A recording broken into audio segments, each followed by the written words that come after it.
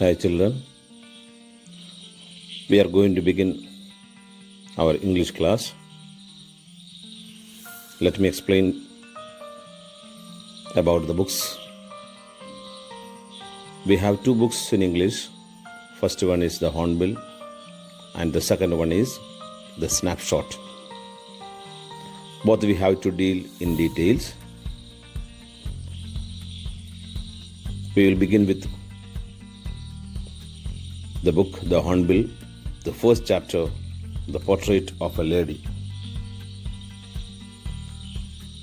Here, the author, Khushwant Singh, is an Indian prominent writer. The Portrait of a Lady is a part of an autobiography by Khushwant Singh. In this autobiography, Khushwant Singh draws pen portrait of his old grandmother. We know how much our grandparents, they love their grandchildren. And it is a realistic account of how grandparents give all their time, love and attention to the grandchildren. Now let us come to the main points of the lesson. The chapter, The Portrait of a Lady, is a story of the author and his grandmother. The story of Khushwant Singh and his grandmother. The grandmother was an old woman with a wrinkled face. Wrinkled face means the folds as person become old. The fold on his body, the skin gets folded. The author had always seen her like this for the past 20 years. She appeared to be so old that he could not imagine her being young and pretty, someone who had a husband. She was short, fat, and slightly bent, describes about his grandmother. The author had seen his grandfather's portrait, two different aspects. Earlier we had seen how Khushwant Singh described about his grandmother. Now he says about his grandfather, an old man with a turban and a long white beard covering his chest. To the author, his grandfather did not seem like a man who could have a wife and children, but someone who could have lots of grandchildren. Just to see the two contradictory aspects. Khushwant Singh says about his grandmother, who was young and pretty, who remained always the same. But whereas by looking at the portrait of the grandfather, he says he cannot say that. The author was unable to say that the man could have a wife and children, but on the other hand, he could have lots of grandchildren.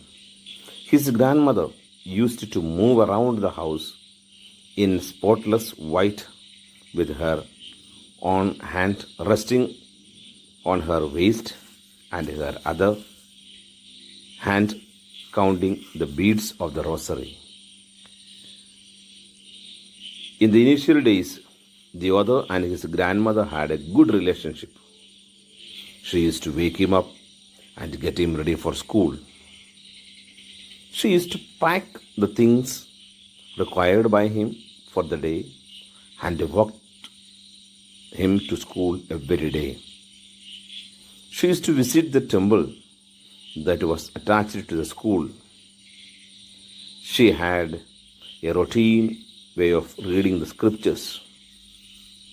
The author, along with the other children, sat on the veranda singing the alphabets and the morning prayers. They both used to come back home together with the stray dogs roaming around them as his grandmother would carry the stale chapatis to feed them.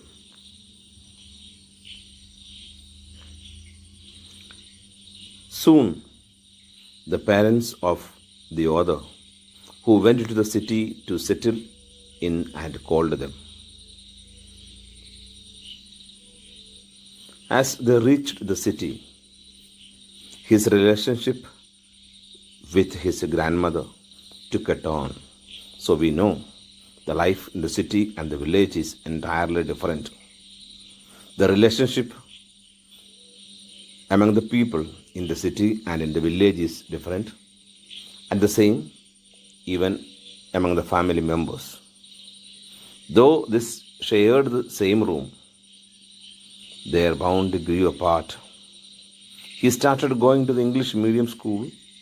She no longer accompanied him to the school, and there were no longer stray dogs who roamed around them while walking back home.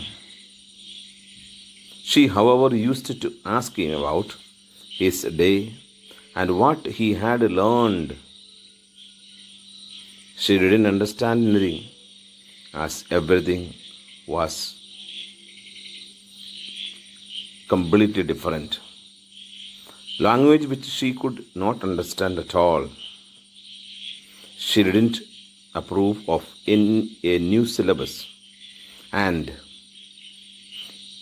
he was studying because she thought that they did not teach him about God and the scriptures. They saw less of each other.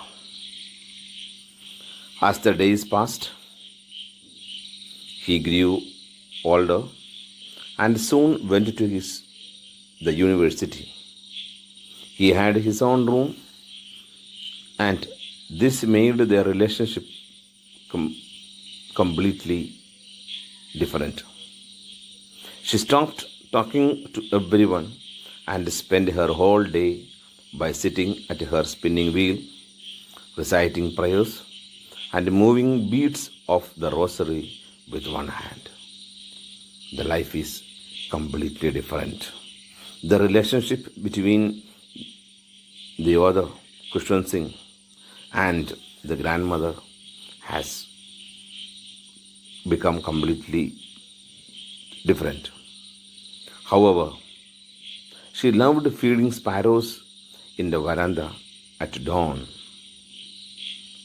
Breaking bread into pieces and feeding it to the birds was her daily routine. The birds would sit on her legs, her head, some even on the shoulders. Soon the author decided to go abroad for further studies. She came to the railway station to leave him off. She was not sentimental, continuously recited her prayers. Her mind lost in the prayers, and she kissed him on the forehead.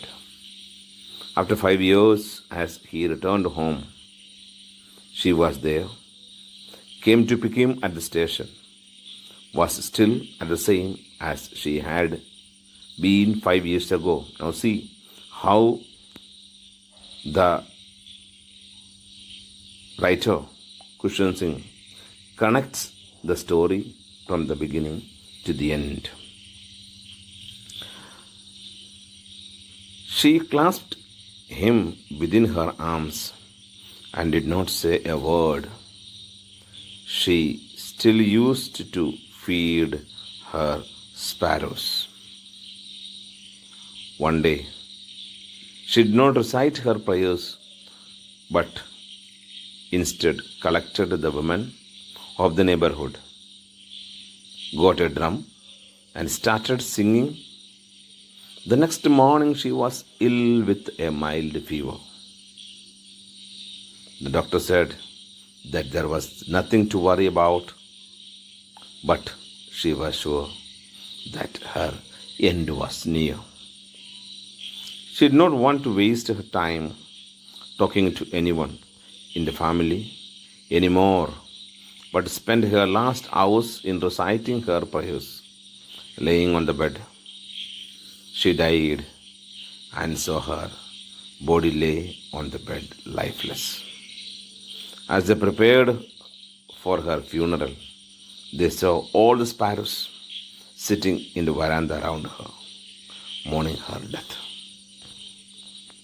So the birds were also so sad at the death of the grandmother.